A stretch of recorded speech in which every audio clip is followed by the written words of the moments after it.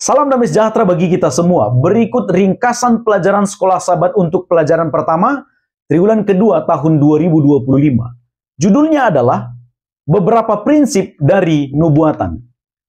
Nubuat artinya pesan atau pernyataan yang dinyatakan oleh seorang nabi berdasarkan petunjuk dari Tuhan, dan itu berkaitan dengan peristiwa yang akan terjadi di masa depan, bisa berupa peringatan, teguran, atau petunjuk rohani bagi umat manusia. Saya membagi pelajaran dalam minggu ini menjadi 3 bagian untuk memudahkan kita memahaminya. Bagian pertama adalah pandangan terhadap nubuatan, fokus pelajaran Sabat petang dan minggu. Yang kedua adalah tujuan nubuat dan peran umat Tuhan, fokus Senin dan Selasa. Dan yang terakhir, pendekatan yang benar dalam mempelajari firman atau nubuat, fokus pelajaran Rabu dan hari Kamis.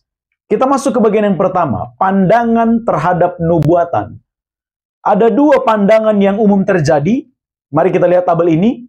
Satu adalah pandangan yang skeptis atau ragu, kemudian yang lain adalah pandangan yang optimis terhadap nubuatan. Mereka yang memandang nubuatan dengan ragu mengatakan tidak ada yang benar-benar dapat memahami nubuatan. Lalu, mempelajari nubuat membuang-buang waktu.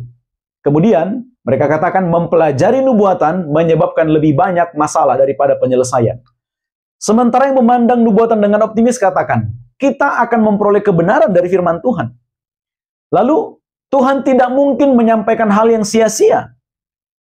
Dan kemudian yang terakhir, tanpa bimbingan Roh Kudus, tanpa berserah diri, dan tanpa hati yang terbuka dalam mempelajari nubuatan, kita akan kehilangan pekabaran, dan nubuat akan menjadi menyakitkan bagi kita. Itulah 2 pandangan terhadap nubuatan. Kita masuk ke bagian yang kedua, tujuan nubuat dan peran umat Tuhan. Berdasarkan ayat-ayat yang saya tampilkan ini, Tuhan itu maha tahu dan tidak terbatas. Oleh sebab itu manusia tidak dapat memahami Tuhan dengan sepenuhnya, karena Tuhan tidak terbatas, sementara manusia terbatas pemahamannya. Namun meskipun demikian, sekalipun kita tidak dapat memahami Tuhan sepenuhnya, akan tetapi karena kasih Tuhan kepada kita, sehingga Dia mengungkapkan rencananya, yaitu rencana keselamatan melalui nubuat, dan itu disampaikannya untuk kebutuhan manusia. Tentu saja kalau itu berbicara tentang keselamatan, itu tentu berbicara tentang Yesus Kristus.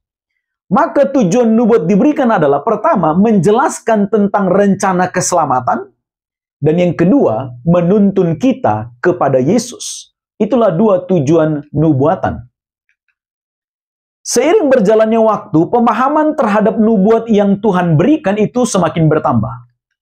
Berdasarkan Daniel 12 ayat 4 katakan, sembunyikanlah segala firman itu, dan meteraikanlah kitab itu sampai pada akhir zaman.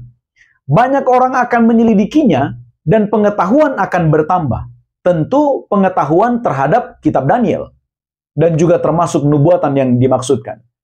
Maka kalau kita membaca ayat ini, artinya kebenaran yang tersembunyi dalam nubuat akan semakin jelas menjelang akhir zaman.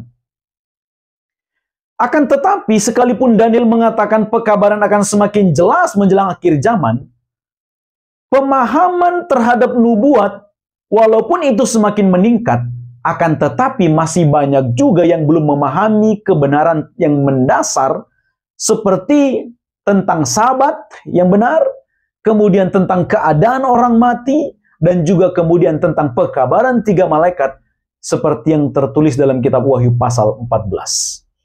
Oleh sebab itu, dengan situasi seperti ini, maka peran umat Tuhan adalah yang pertama, kita harus bersyukur dan juga harus rendah hati, karena kita sudah mengetahui pekabaran-pekabaran ini.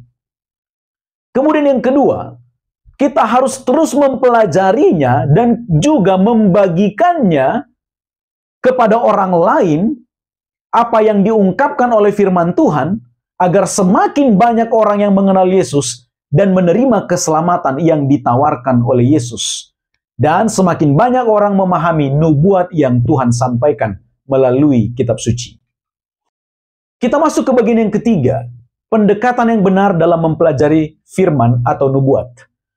Pertama, kita harus melakukan pendekatan yang menyeluruh dan kontekstual terhadap topik yang sedang kita pelajari.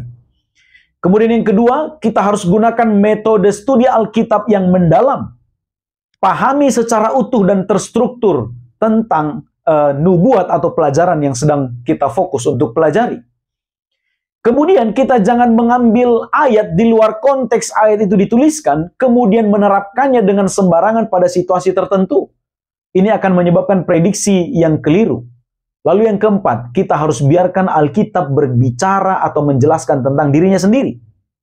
Lalu yang kelima, kita harus pahami apakah satu teks itu harus ditafsirkan secara harfiah atau figuratif.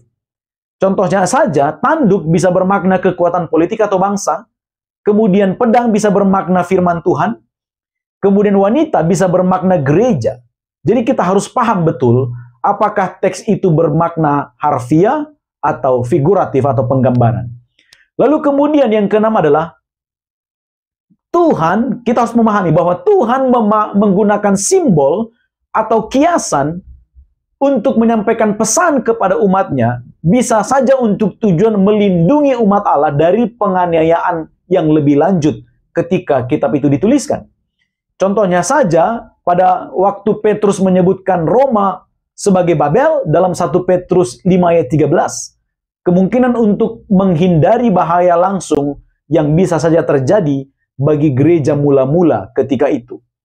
Namun walaupun demikian, walau Tuhan menggunakan simbol, jangan lupa Tuhan juga memberikan hikmat dan pengertian bagi umatnya untuk memahami pesan yang terkandung di dalam simbol ataupun kiasan yang Tuhan berikan.